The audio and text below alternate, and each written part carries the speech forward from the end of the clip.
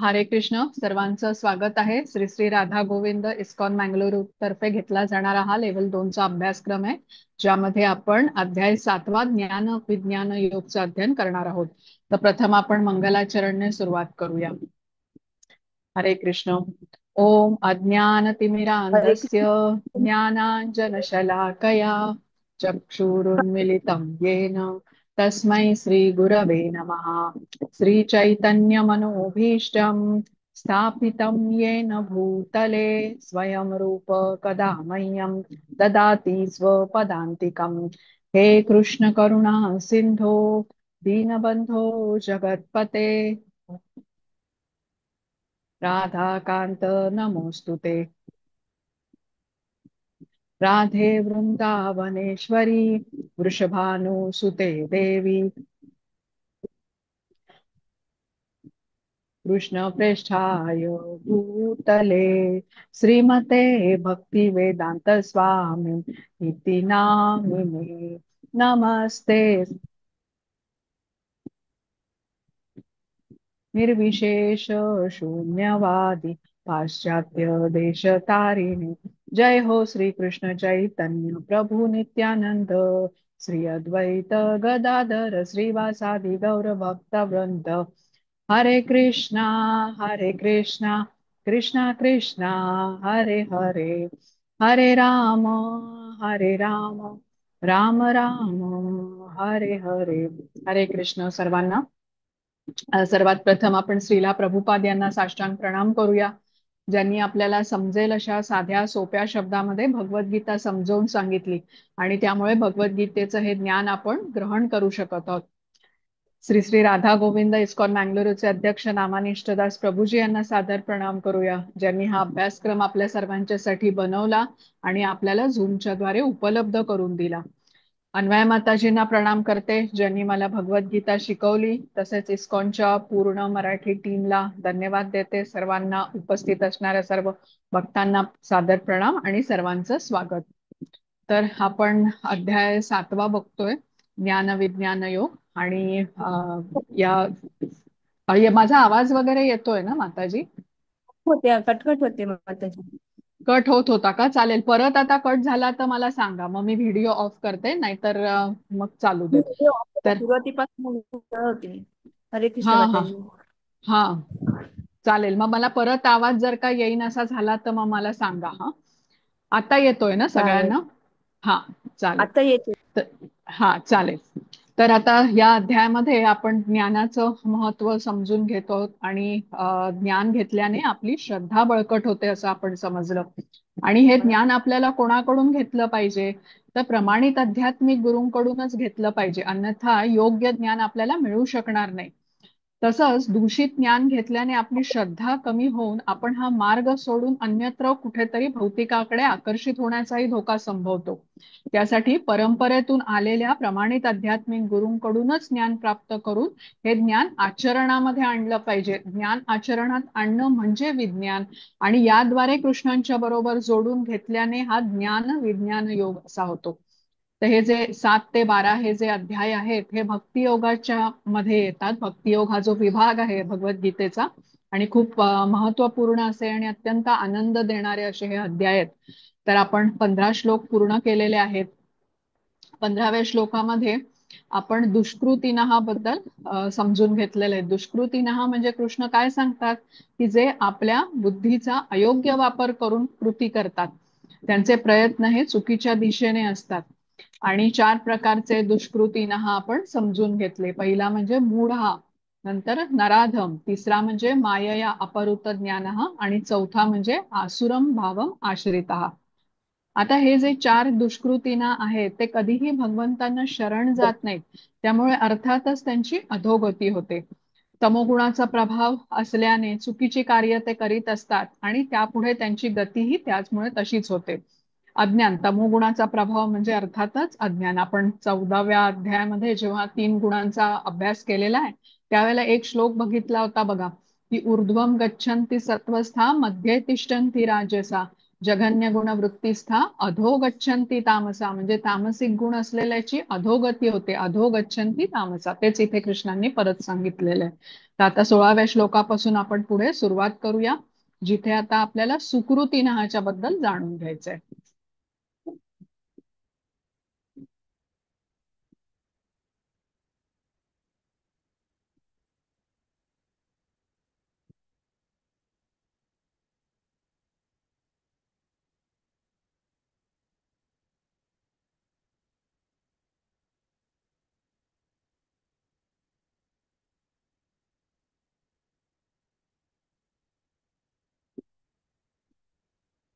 हा, हरे कृष्ण. मिनल माताजी नाही आहेत का? बरं, मग तुम्ही वाचताय वरदा माताजी, तुम्ही वाचाल का श्लोक?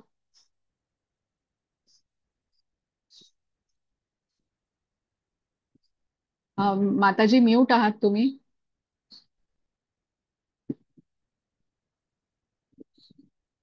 हरे कृष्ण. बरं, अजून कोणी श्लोक वाचेल?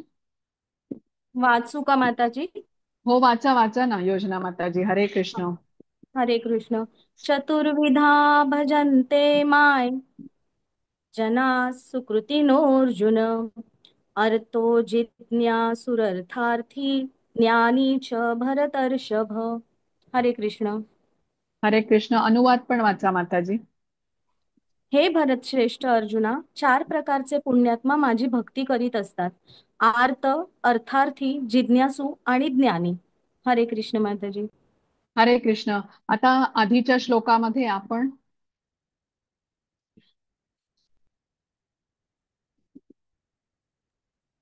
माताजी आवाज गेला तुमचा. आवाज गेला का? बरं, आता मी पुन्हा. जरा व्हिडिओ ऑफच करते, थांबा. मग काय, मग काहीतरी ऑडिओ मध्ये प्रॉब्लेम येत राहतो. बरं, मी परत एक्सप्लेन करते. हा, बघा, आता आधीच्या श्लोकामध्ये म्हणजे 15व्या श्लोकामध्ये आपण दुष्कृतीनहा बद्दल समजून घेतलं होतं, आणि या श्लोकामध्ये सुकृतीनहा बद्दल समजून घेतोय. शास्त्राचे विधी नियम जे दृढपणे पाळतात म्हणून त्यांना सुकृतीनहा असं म्हटलेलं आहे. आता चार प्रकारचे पुण्यात्मा असतात ज्यांच्याबद्दल या श्लोकात कृष्ण सांगतात, जे भगवंतांचं स्मरण करतात, त्यांना भगवंतांची आठवण असते. आर्त, अर्थार्थी, ज्ञानी आणि जिज्ञासू.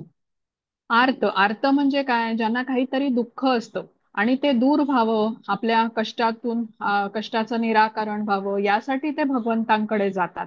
जसं आता द्रौपदीचं उदाहरण आहे. चिरहरणाच्या वेळेला तिने भगवंतांचा धावा केला, आर्त, दुःख होतं. किंवा गजेंद्रची कथा आपण बघितली, तोही आर्त म्हटला जातो.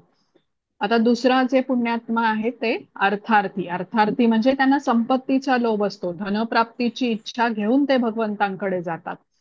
उदाहरणार्थ ध्रुव महाराज, त्यांना राज्यप्राप्तीची इच्छा होती आणि त्यासाठी त्यांनी तपस्या केली, म्हणजे मनात कुठला तरी हेतू ठेवून तपस्या केली. सुग्रीव आहे, सुग्रीवाचं उदाहरण, त्याचं राज्य आणि पत्नी त्याचा बंधू बालीने काढून घेतलं होतं. तर मग ते परत मिळावं यासाठी प्रभू रामचंद्रांची त्याने शरण घेतली होती, त्यांची मदत मागितली. तर हा सुग्रीव आणि ध्रुव हे अर्थार्थी आहेत. त्याच्यानंतर तिसरा प्रकार म्हणजे जिज्ञासू असतात. जिज्ञासू म्हणजे काय? त्यांच्या मनामध्ये अनेक प्रश्न असतात. हे जग कुठून आलं? मी कोण आहे? भगवंत कोण आहेत? आता या प्रश्नांची उत्तरं शोधण्यासाठी, भगवंतांबद्दल अधिक जाणून घेण्यासाठी त्यांना कुतूहल असतं, म्हणून ते येतात या मार्गामध्ये. आणि चौथा प्रकार आहे ज्ञानी. आता ज्ञानी कसे आहेत? ज्यांना पहिल्यापासूनच ज्ञान आहे, ते जाणतात की परमसत्य भगवान श्रीकृष्ण या सृष्टीचा आधार आहे. जसं शुकदेव गोस्वामींचं उदाहरण आपण इथे घेऊ शकतो. त्यांना गतजन्मामध्ये त्यांनी भागवतमचं श्रवण केलेलं होतं, त्यामुळे त्यांना ज्ञान प्राप्त झालं होतं. आईच्या गर्भातून ते बाहेर यायलाच तयार नव्हते. शुकदेव गोस्वामी हे व्यासदेवांचे पुत्र आहेत, आणि तेव्हा मग त्यांचे पिता व्यासदेव यांनी कृष्णांना विनंती केली, आणि कृष्ण जेव्हा त्यांना आश्वासन देतात की प्रकृतीच्या 3 गुणांमध्ये तू बद्ध होणार नाहीस, त्यावेळेला मग ते गर्भातून बाहेर येतात आईच्या. पण ते घरी क्षणभरही थांबत नाहीत, ते सरळ निघून जातात, गृहत्याग करतात आणि संन्यास घेतात. तर हे चार प्रकारचे जे पुण्यात्मा म्हटले जातात, हे भगवंतांकडे येतात. आणि जर का ते ह्या मार्गामध्ये टिकून राहिले, पुढे त्यांना शुद्ध भक्तांच्या संगतीमध्ये राहिले, तर क्रमशः त्यांची शुद्धी होते आणि ते सुद्धा शुद्ध भक्त होतात. आता कसं आहे, आता इच्छा घेऊन आलेले आहेत बघा, शुद्ध भक्त नाही आहेत, पण या मार्गामध्ये ते टिकून राहिले आणि त्यांना भक्तांचा, शुद्ध भक्तांचा संग मिळाला, तर त्यांचंही क्रमशः शुद्धीकरण होतं आणि तेही शुद्ध भक्तीच्या स्तरापर्यंत, शुद्ध भक्ताच्या स्तरापर्यंत पोहोचू शकतात. पण जे दुष्कृतीना आहेत, त्यांचं जीवन कसं असतं, स्वार्थी असतं, अनियमित असतं, आध्यात्मिक ध्येय रहित असतं.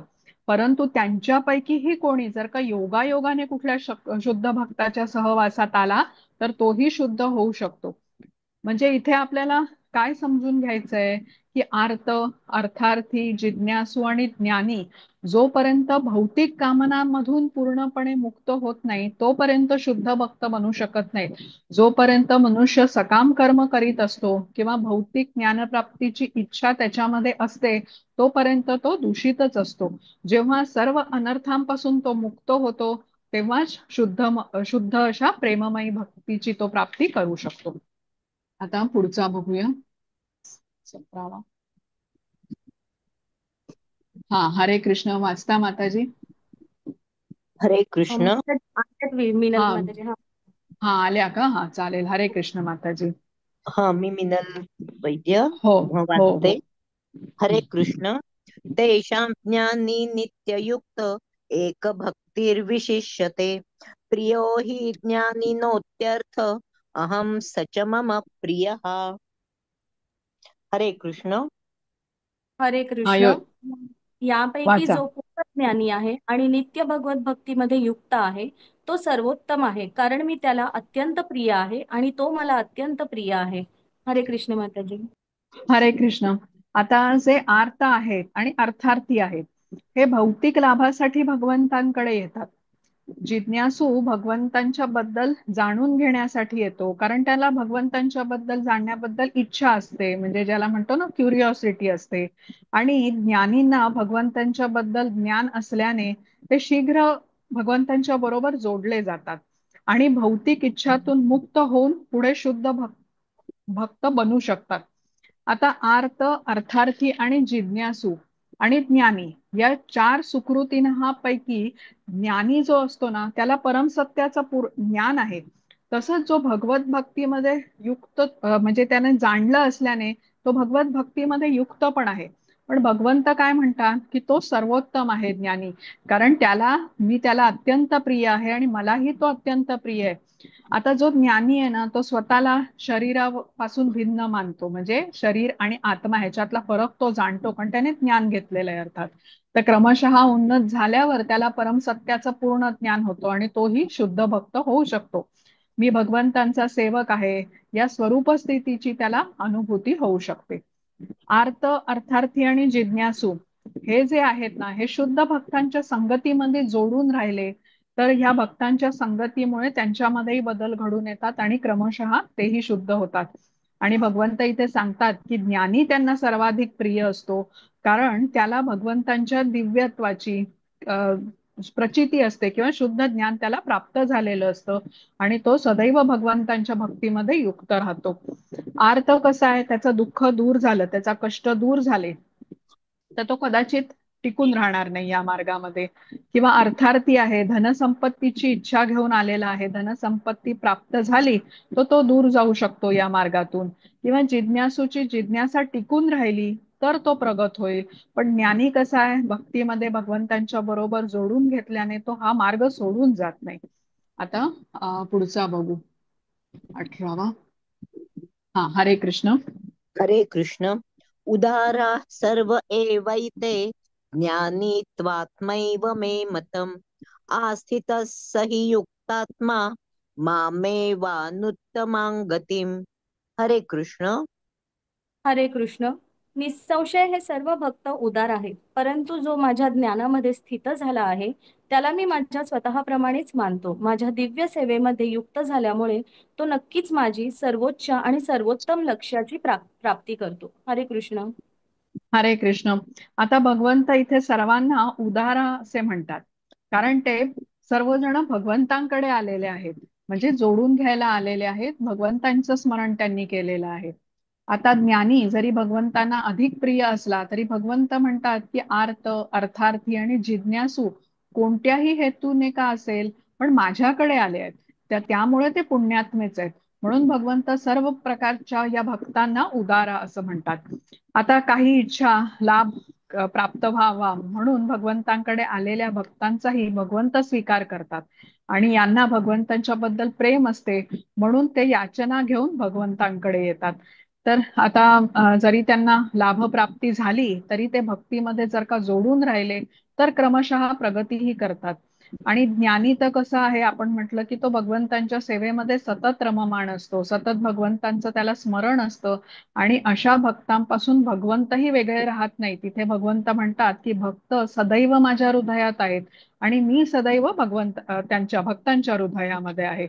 म्हणजे भगवंत आणि भक्त यांचा हा असा निकट संबंध असतो. भक्त भगवंतांच्या व्यतिरिक्त काही जाणत नाही आणि भगवंत भक्तांना विसरू शकत नाही, अशी ही आदान प्रदान दोघांमध्ये असते, ज्याला स्नेहबंधन आपण असं म्हणूया. आता पुढचा बघूया, 19. हा, हरे कृष्ण. हरे कृष्ण. एक मिनिट हं. 5 हो. चिकटलं गेलं. बहूनां जन्मनामन्ते ज्ञानवान् मां प्रपद्यते वासुदेवः सर्वमिति स महात्मा सुदुर्लभः. हरे कृष्ण. हरे कृष्ण. अनेकानेक जन्म आणि मृत्यूनंतर ज्याला वास्तविक ज्ञान होते तो मी अस्तित्वातील सर्व गोष्टींच्या कारणांचे परमकारण असल्याचे जाणून मला शरण येतो. असा महात्मा अत्यंत दुर्लभ असतो.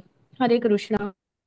हरे कृष्ण. इथे बघा म्हटलंय बहुनाम जन्मनाम अंते, म्हणजे अनेक जन्म आणि मृत्यूनंतर ज्याला वास्तविक ज्ञान होते.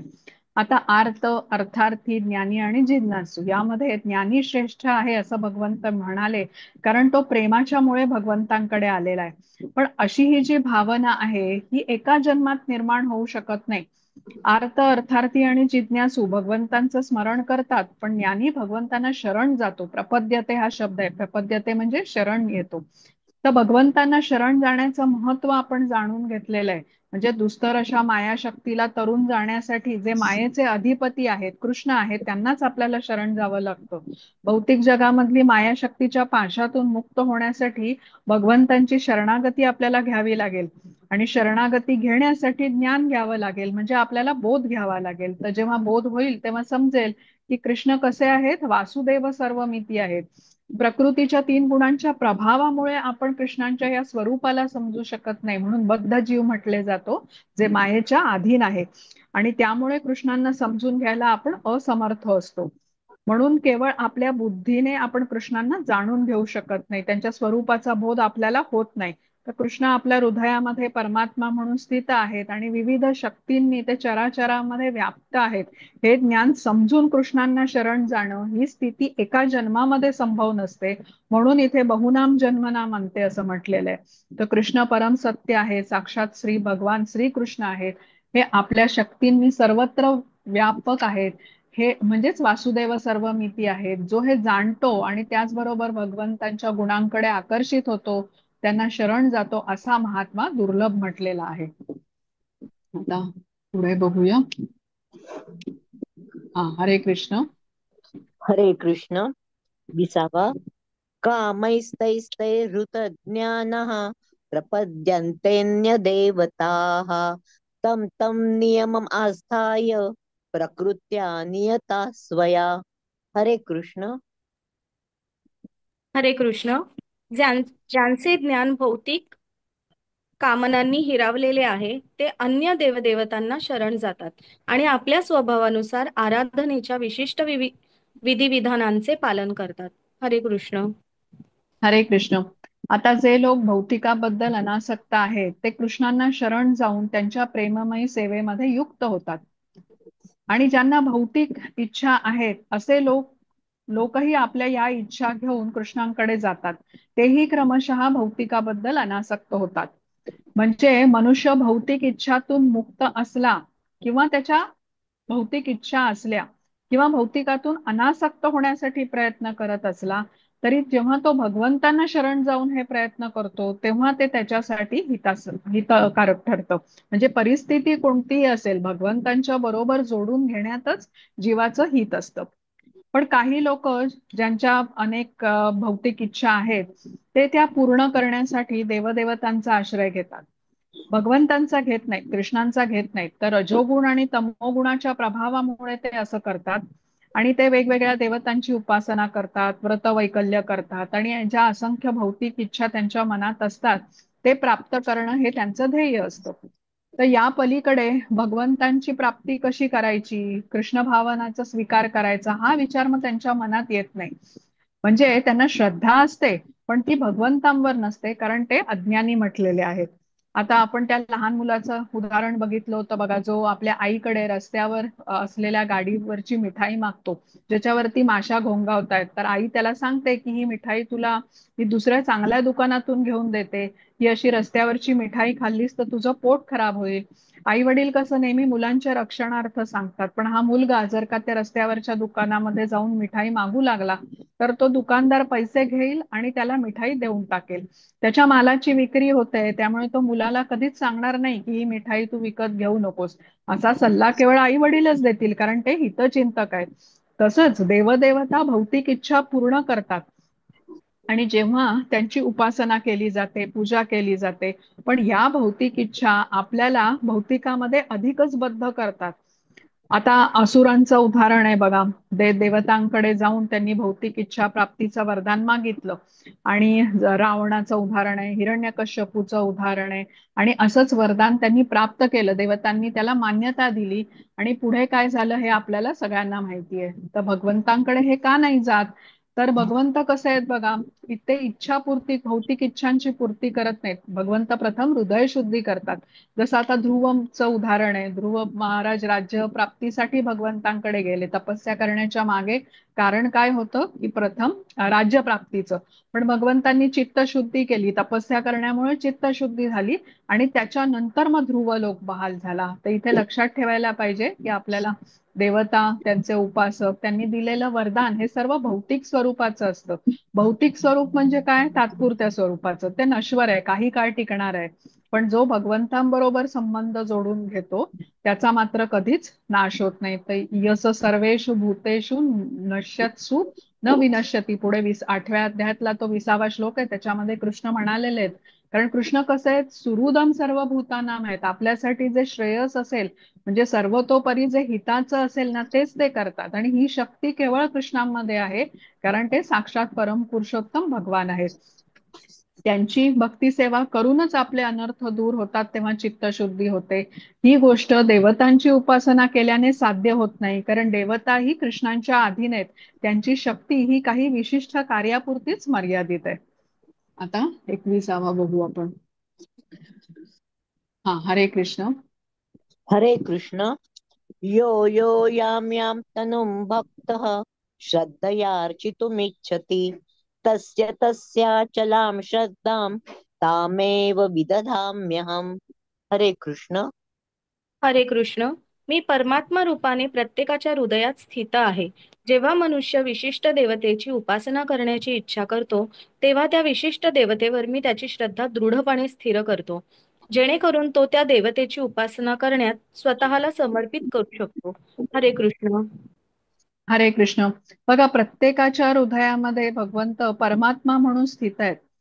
त्यामुळे मनुष्याची जी काही इच्छा आहे ती भगवंत जाणतात आणि त्याला सुविधा उपलब्ध करून देतात त्या इच्छेप्रमाणे.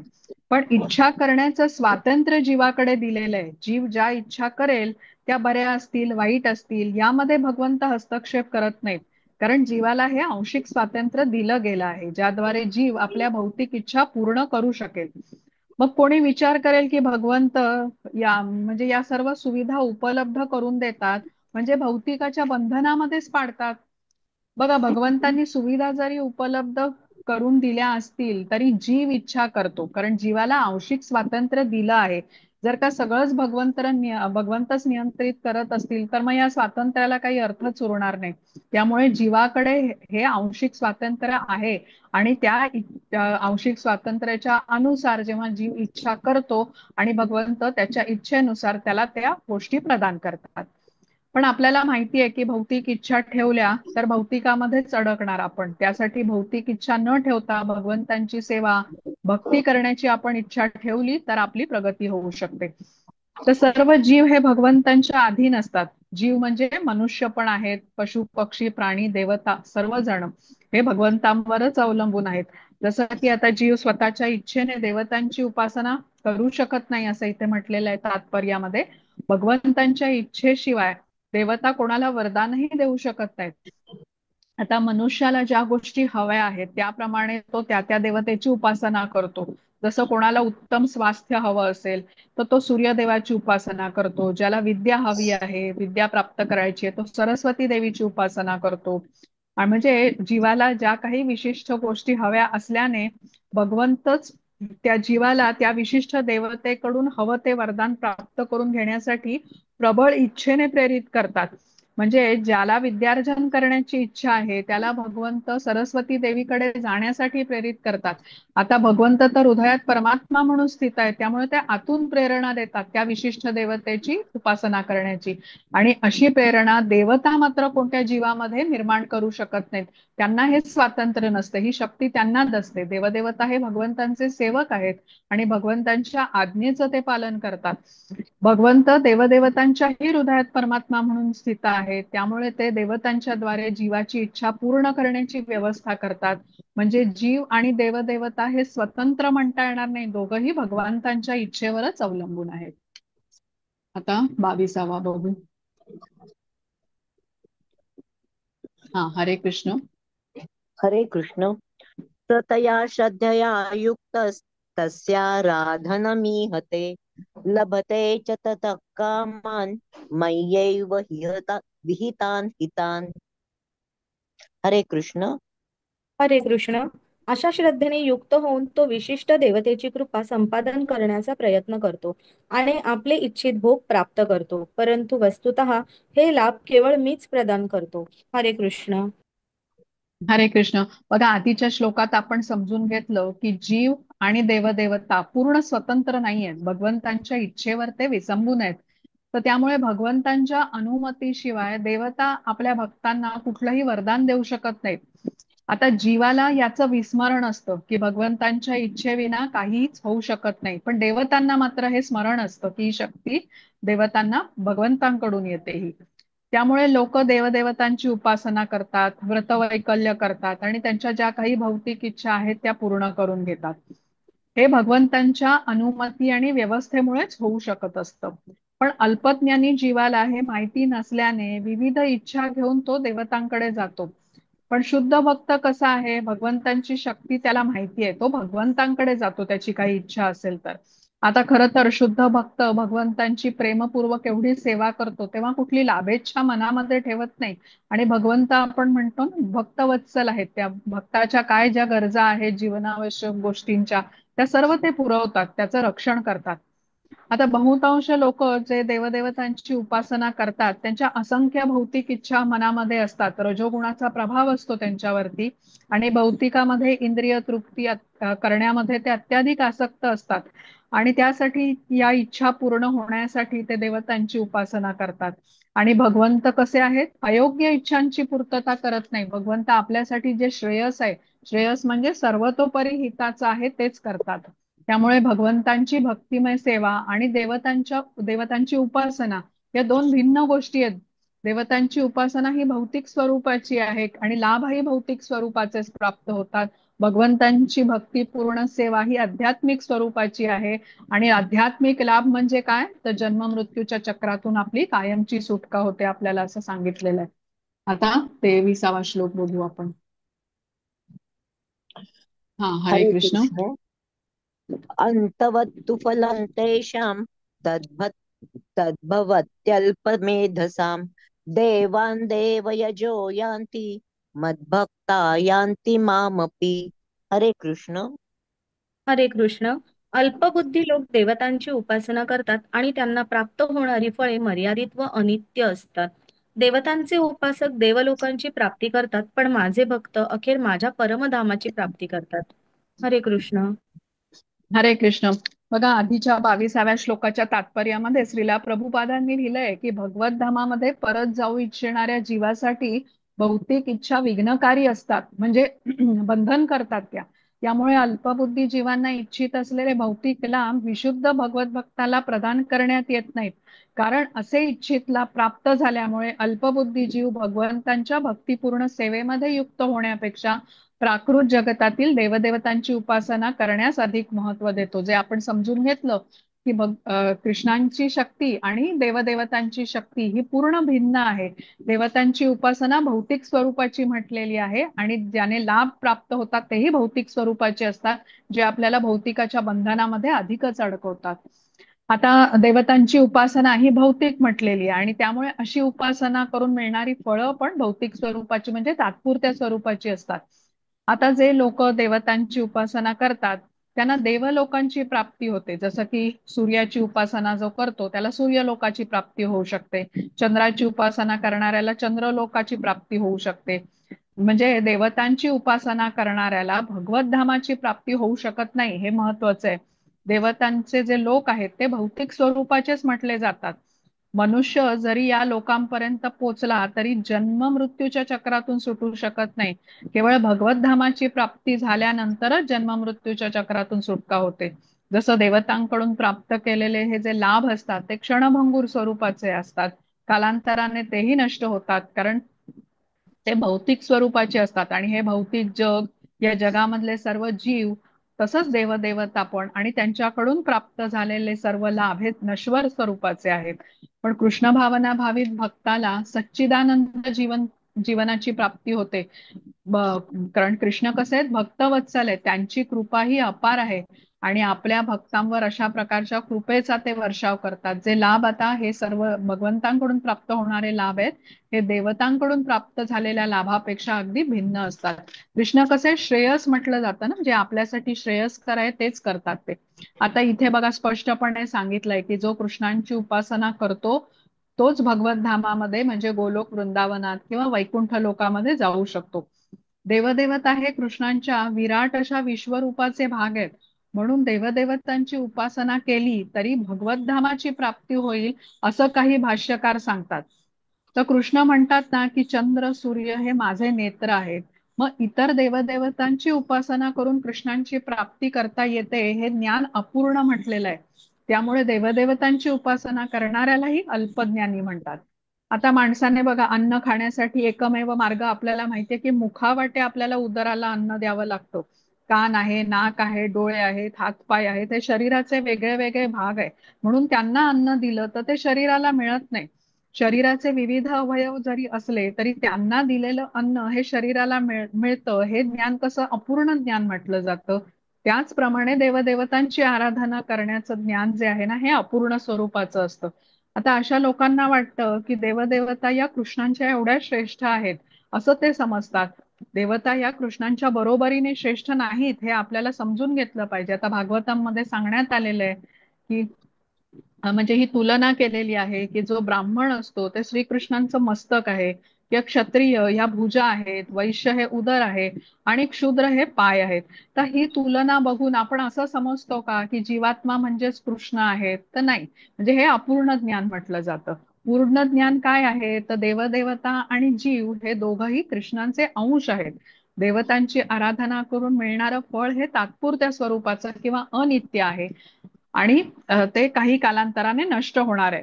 आता या ब्रह्मांडामध्ये जे काही सर्वात श्रेष्ठ म्हणजे इतके इतके जे जीव आहेत त्याच्यामधला सर्वश्रेष्ठ जीव आपण ब्रह्मदेवांना म्हणतो. आणि ब्रह्मदेवांच्या आयुष्याची गणना आपण केलेली आहे. ती आता मनुष्याची तुलना केली, मनुष्याच्या आयुष्याची तुलना केली तर हे कसं आहे त्यांचं आयुष्य ब्रह्मदेवाचं अमर्यादित आपल्याला वाटतं. पण तरीही लक्षात घेतलं पाहिजे की सर्व देवदेवतांचाही मृत्यू होतो. आणि कृष्ण कसे आहेत, अमर्यादित आहेत, त्यांची कृपा अनंत आहे.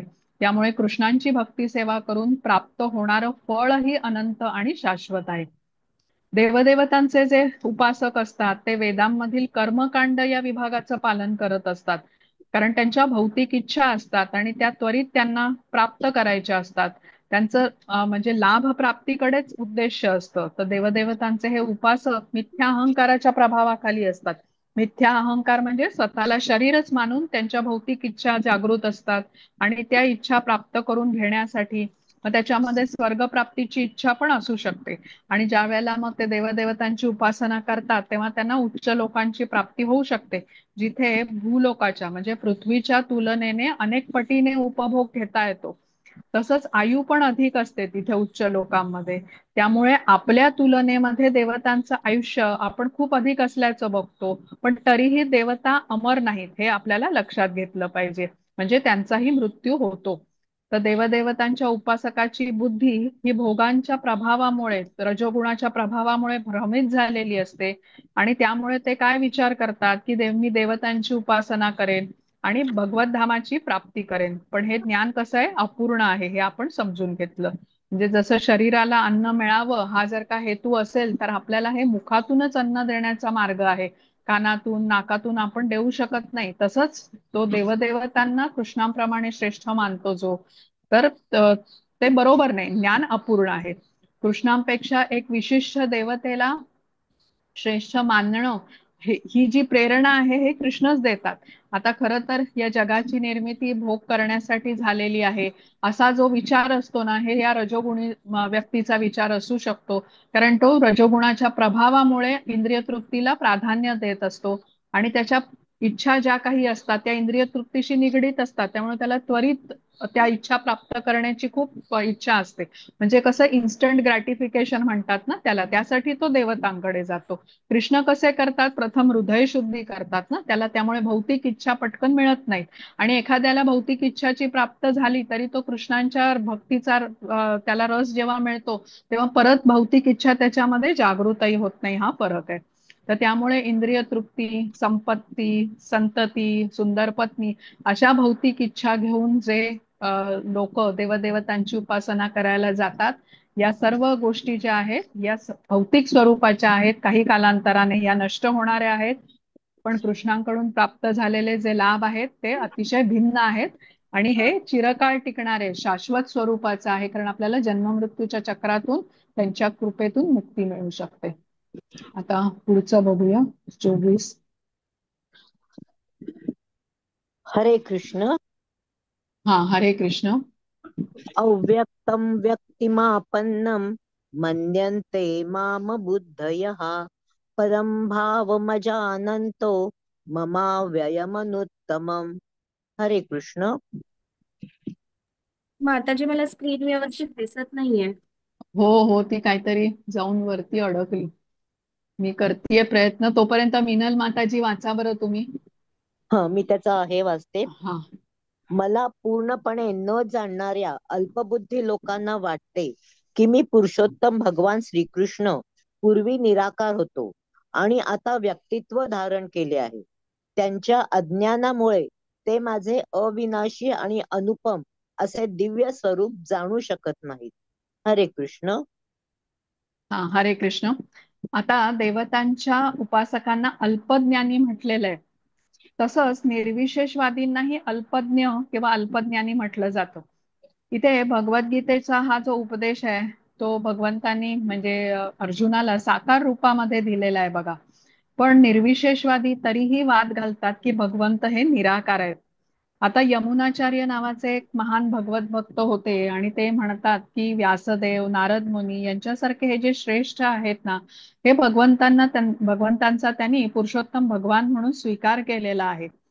आणि वेद अध्ययनाने भगवंतांचे नाम, गुण, रूप, लीला हे आपण जाणू शकतो आणि त्याद्वारे पुरुषोत्तम भगवान हा जो साक्षात्कार आहे किंवा या स्वरूपाची अनुभूती होऊ शकते. परंतु रजोगुणी आणि तमोगुणामध्ये याने तमोगुणाने प्रभावित असणारे जे आसुरी वृत्तीचे आहेत, जे अभक्त आहेत, त्यांना भगवंतांचं ज्ञान होऊ शकत नाही. त्यांच्या अज्ञानामुळेच भगवंतांचं जे अविनाशी, अनुपम असं हे दिव्य स्वरूप आहेत ना, हे ते जाणू शकत नाही. केवळ भक्तिमय सेवा आणि कृष्ण भावनेचा स्वीकार केला तेव्हाच श्रीकृष्णांना जाणता येतं. वेद अध्ययनाने किंवा मानसिक तर्काने भगवंतांचं स्वरूप कोणीही जाणू शकत नाही.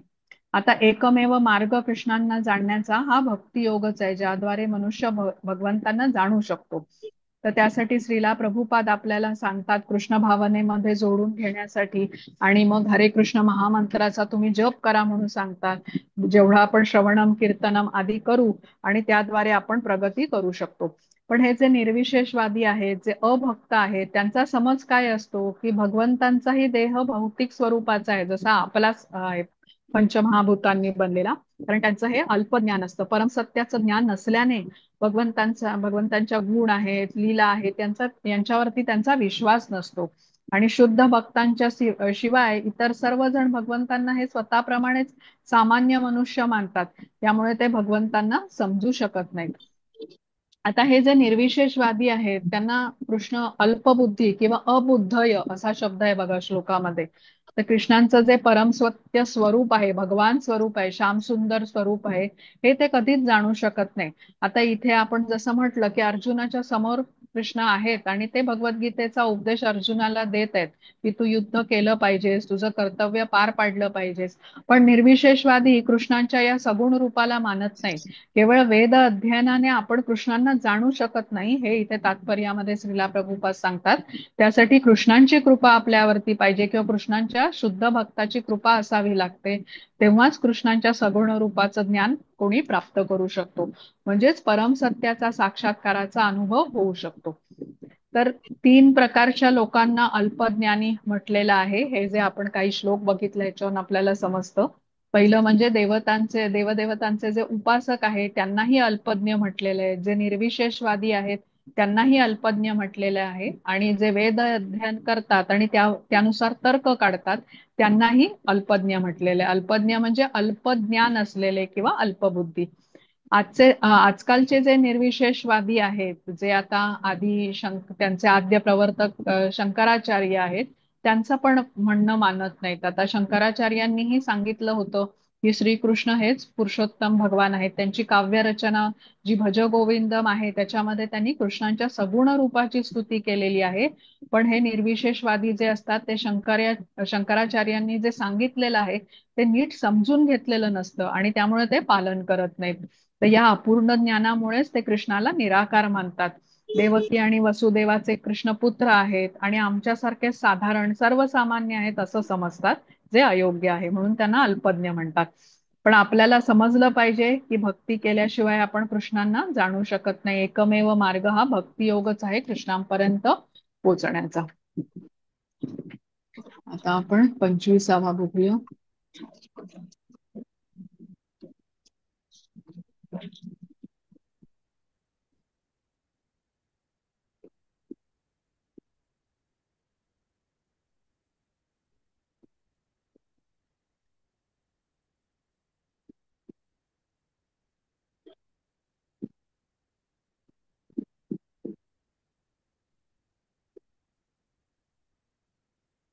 हा, हरे कृष्ण.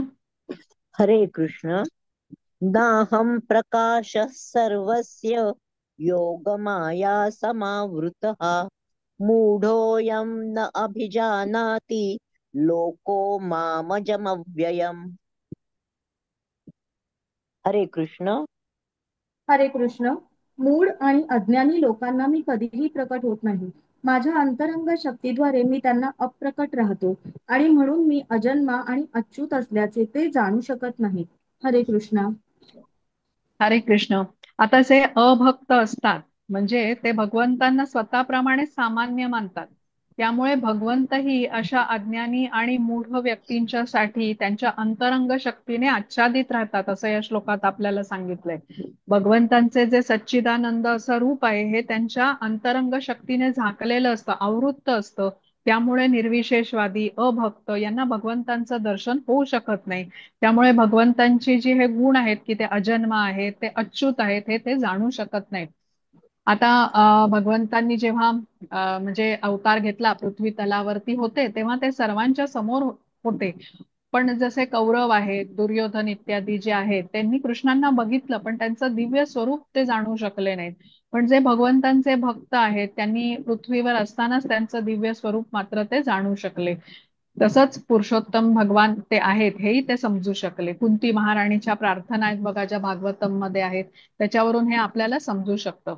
तर म्हणजे भगवंतांनी जेव्हा अवतार घेतला तेव्हा भगवंत हे साक्षात भगवान आहेत हे काही जणांनाच माहिती होतं, जसं की पांडवांना माहिती होतं, परंतु प्रत्येकाला ते भगवंत असल्याचं माहिती नव्हतं. तर भगवंतांची ही जी योग माया शक्ती आहे, हिच्या आवरणाने भगवंत हे आच्छादित राहतात.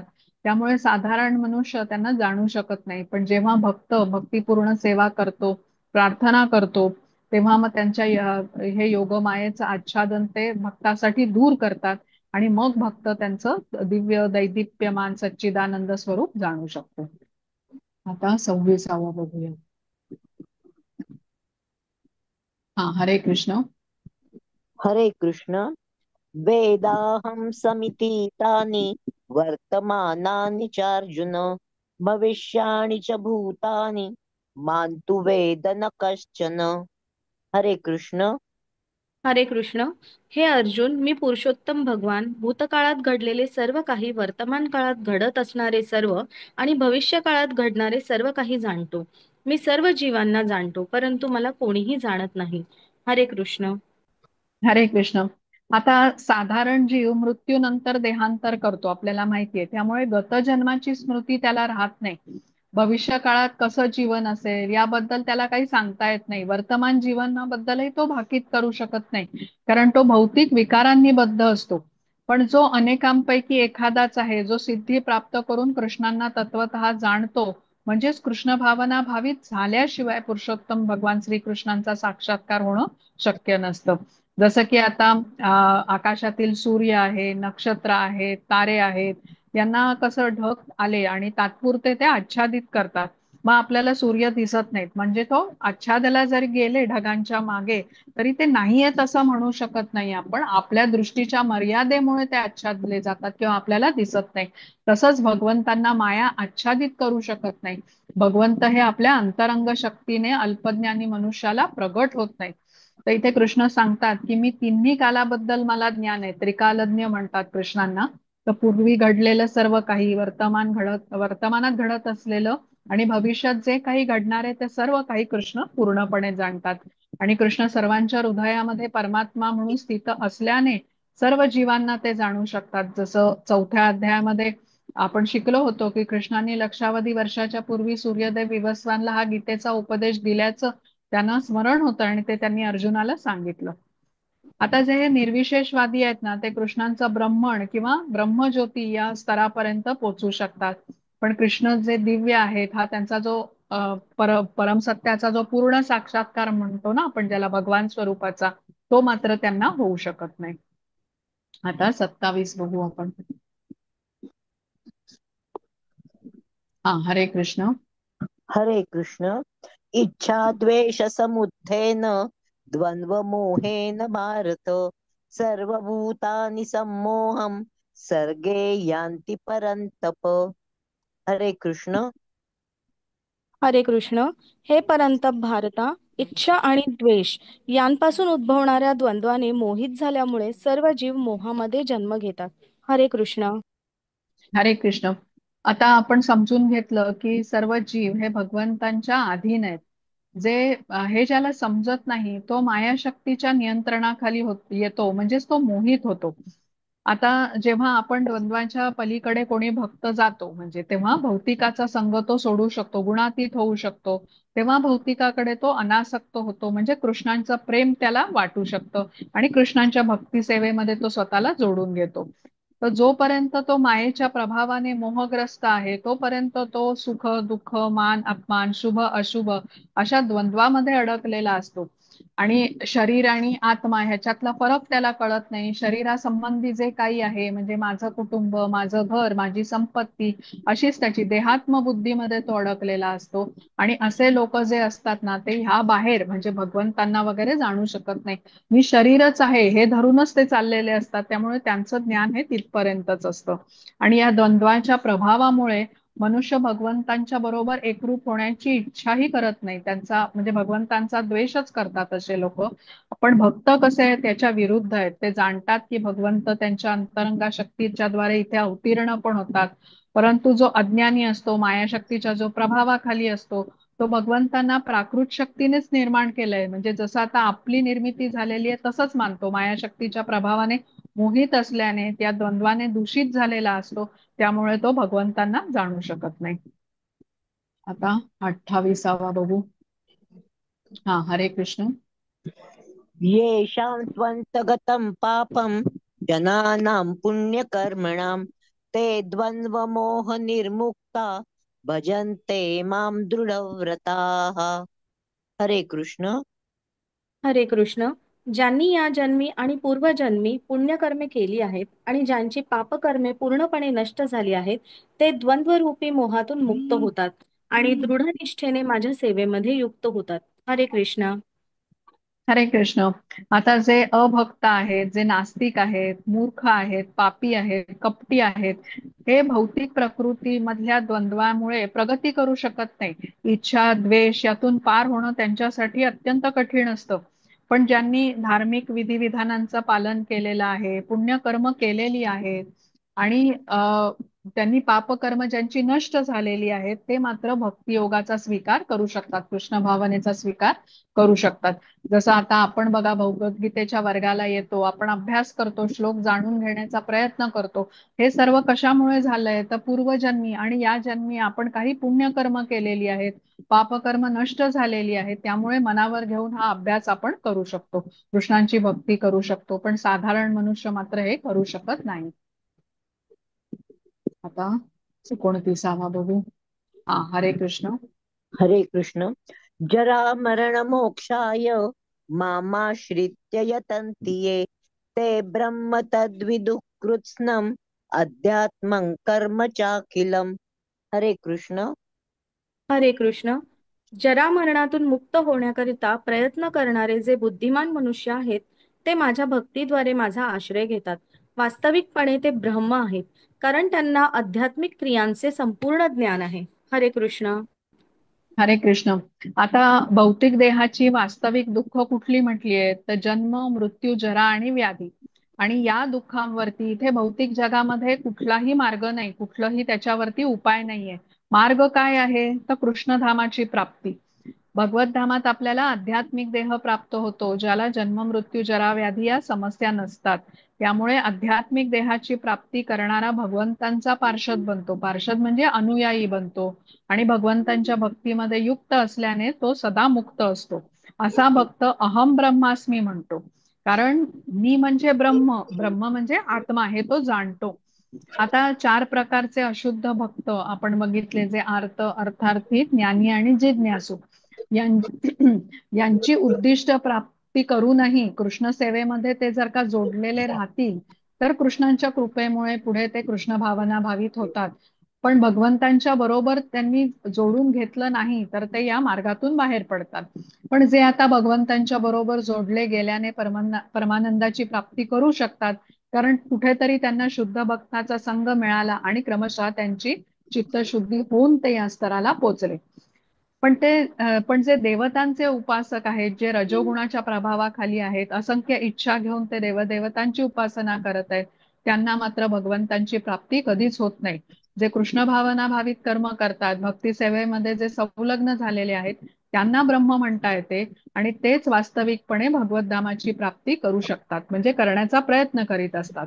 असे व्यक्ती पूर्ण म्हणजे लक्षपूर्वक दृढ निश्चयाने कृष्ण भावनेचं पालन करत असतात आणि त्यांची कुठलीही भौतिक इच्छा नसते. इच्छा त्यांची हीच असते, मला कृष्ण प्राप्ती करायची आहे. यासाठी निष्काम भावनेने कर्म करत असतात. अशांना आपण ब्रह्म म्हणू शकतो. अहम ब्रह्मास्मी याचा अर्थ काय आहे की मी ब्रह्म आहे, म्हणजे मी आत्मा आहे, कृष्णांचा अंश आहे आणि कृष्णांचा सेवक आहे. अहम ब्रह्मास्मी म्हणजे मी कृष्ण आहे असा काहायचा नाही आपल्याला. मी कृष्णांचा अंश किंवा सेवक म्हणजे मी आत्मा आहे. आता 30वा श्लोक. हा, हरे कृष्ण. हरे कृष्ण.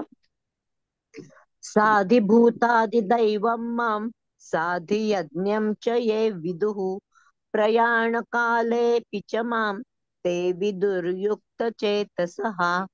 हरे कृष्ण. हरे कृष्ण.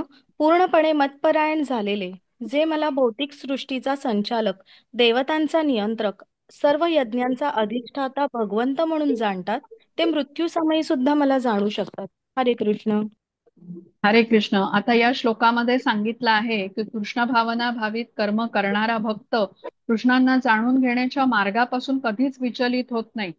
भगवंत हे संपूर्ण भौतिक प्रकृतीचे तसंच सर्व जीवांचे देवदेवतांचे नियंत्रक आहेत हे तो जाणू शकतो आणि भक्तीमध्ये जोडून कर्म करत राहिल्याने मनुष्याची निष्ठा उत्तरोत्तर दृढ होते आणि त्याला मृत्यू समयी कृष्णांचं स्मरण राहतं आणि त्यामुळे तो भगवत धामामध्ये प्रविष्ट होतो. मनुष्य कसा कृष्ण भावना भावित होतो हे आपल्याला या अध्यायामध्ये सांगितलेलं आहे 7व्या अध्यायामध्ये. आणि कृष्ण भावनेचा प्रारंभ हे भक्तांच्या संगतीमुळे होतो आणि पुढे भगवंतांच्या कृपेने भक्तीमध्ये तो अग्रेसर होत राहतो. म्हणजे खऱ्या अर्थाने भगवंतांचं स्वरूप तो जाणू शकतो. जो पूर्ण साक्षात्कार भगवान स्वरूपाचा आहे तो त्याला प्राप्त होऊ शकतो. पूर्ण पुरुषोत्तम भगवान आहेत, साक्षात श्रीकृष्ण आहेत, याचं त्याला ज्ञान होऊ शकतं आणि असा व्यक्ती हेही जाणतो की श्रीकृष्णांच्या विस्मरणामुळेच या प्रकृतीच्या नियमांनी मी बद्ध होतो. पण मनुष्य जन्मामध्ये त्याला पुन्हा संधी मिळते भगवंतांची कृपा प्राप्त करून घेण्याची आणि भगवत धामामध्ये अग्रेसर होण्याची. जसं आपण इलेक्ट्रिसिटीचं उदाहरण घेतो ना की इलेक्ट्रिसिटीचा वापर करून आपण गिझरने पाणी गरम करू शकतो किंवा तिचाच वापर करून फ्रीज चालतो आणि पाणी थंड पण करतो. म्हणजे शक्ती तीच आहे, तिचा वापर आपण कशासाठी करतो यावरून परिणाम बदलणार आहे. तर भगवंतांवरती दृढ श्रद्धा ठेवून त्यांची भक्ती केल्याने भक्त भौतिक जगाला पार करून वैकुंठ धामामध्ये गोलोक धामामध्ये प्रवेश करू शकतो. आता यस सर्वेषु भूतेषु नश्यत्सु स विनश्यती कृष्ण म्हणतात. म्हणजे भौतिक जगाचा जरी नाश झाला म्हणजे प्रलयाने नाश झाला तरी भगवत धामाचा मात्र कधीही नाश होत नाही. अशा भगवत धामामध्ये तो प्रवेश करू शकतो. कृष्ण म्हणतात की अर्जुनाला म्हणतात की जिथे माझं हे जे माझं धाम आहे गोलोक धाम किंवा वैकुंठ धाम या धामामध्ये माझ्या भक्तांनी यायला हवं. हे धाम कसं आहे, शाश्वत आहे, नित्य आहे आणि भौतिक जग कसं आहे सृजन आणि विनाश म्हणजे भूतवा भूतवा प्रलियते म्हणतात ना. इथे सारखं हे चक्र सुरू असतं, कधी सृजन होतं कधी विनाश होतं. आणि भगवत धामामध्ये पोहोचण्यासाठी भौतिकाच्या द्वंद्वातून मुक्त व्हायला पाहिजे, कृष्ण भावनेचा स्वीकार केला पाहिजे, तेव्हा प्रगती होऊ शकते. तर हे जे आपण जो 28वा श्लोक पाहिला ना, येशाम तू अंतगतम पापम जनानाम पुण्यकर्मणा ते द्वंद्व मोह निर्मुक्ता भजनते माम दृढवता. म्हणजे भगवंत काय म्हणतात, जे माझी दृढतापूर्वक भक्ती करतात ते म्हणजे भगवंतांची ईर्ष्या न करता भगवंतांना श्रेष्ठ मानून जे ज्ञान भगवंत मध्ये देतात त्या ज्ञानाचं आचरण करून भक्तांचा संग करून श्रवणम कीर्तनम स्मरणम इत्यादी करतात आणि भक्तांची सुकृती भक्ती सुकृती आपल्याकडे करून घेतात, इच्छा द्वेष सोडतात, पापकर्म करीत नाहीत, ते भगवंतांना पुढे जाणू शकतात. तर इथे आता आपला अध्याय संपलेला आहे. हा जो शेवटचा श्लोक आहे ना, प्रयाण काले चापी माम, तर हे बघा नेक्स्ट म्हणजे पुढच्या 8व्या अध्यायाची ही लिंक आहे. 8व्या अध्यायातला 5वा श्लोक आहे ना, अंतकालेच मामेव, की भगवंतांचं स्मरण अंतकाळी जर का झालं तर आपल्याला भगवत धामाची प्राप्ती होऊ शकते. जसं आपण म्हणतो ना प्रत्येक अध्यायामध्ये पुढच्या अध्यायाची लिंक कृष्ण देतात. जसा अध्याय संपत आला 7वा अध्याय, कृष्णांनी पुढच्या अध्यायाची लिंक इथे 30व्या श्लोकामध्ये सांगितलेली आहे.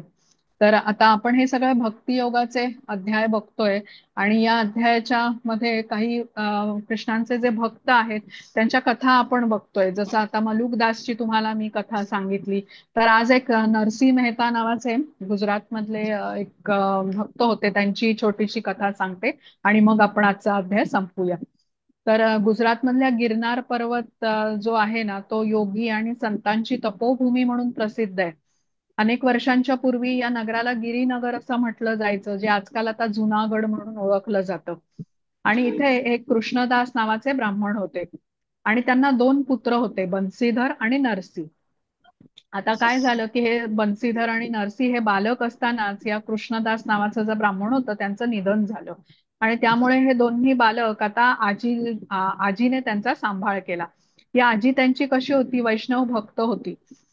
आणि हा जो नरसी होता ना, हा लहान मुलगा हा मूक होता आणि त्यामुळे आजीला त्याची फार काळजी वाटे.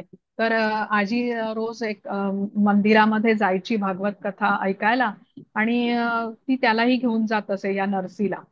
तर कथा समाप्त झाल्यावर मंदिराच्या पायऱ्यांवर बसलेले एक तेजस्वी संन्यासी या आजीला दिसले, आणि त्यांचे आशीर्वाद घेण्यासाठी ती या नरसीला त्यांच्याकडे घेऊन गेली. आता त्या संन्याशाला आजीने सगळे नरसीच्या मूक असण्याबद्दल सांगितलं, आणि त्या संन्याशाने नरसीकडे नीट निरखून बघितलं त्या बालकाकडे, आणि म्हणाले की हा बालक खूप भाग्यवान आहे. त्याच्या डोक्यावर हात ठेवून त्याला ते आशीर्वाद देत म्हणाले की तू राधा कृष्ण म्हणत जा. आणि काय आश्चर्य की म्हणजे ह्या नरसीने त्याच्या तोंडातून हे दोन शब्द उच्चारू शकला, तो राधा कृष्ण. त्या संन्यासीने ह्या नरसीला वारंवार तू राधाकृष्ण बोल, राधाकृष्ण बोल असं सांगितलं. आता आजीला खूप आनंद झाला, कारण हे बोलू शकला हे नरसी दोन शब्द. ती गावामध्ये परत गेली आणि सगळ्यांना ही आनंदाची बातमी तिने सांगितली. दुसऱ्या दिवशी या संन्यासाला आता काहीतरी दान द्यावं या हेतूने ती परत आली इथे मंदिरामध्ये.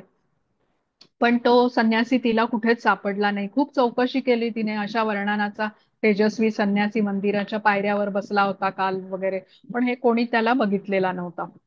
आता हा जो नरसी होता बालक, तो राधा कृष्ण म्हणू लागला होता. त्याला जसा जसा मोठा होऊ लागला तसं कृष्णलीला, कृष्णांचं भजन यामध्ये त्याला खूप रस होता. दिवस रात्र तो त्याच्यामध्ये रमून जात असे.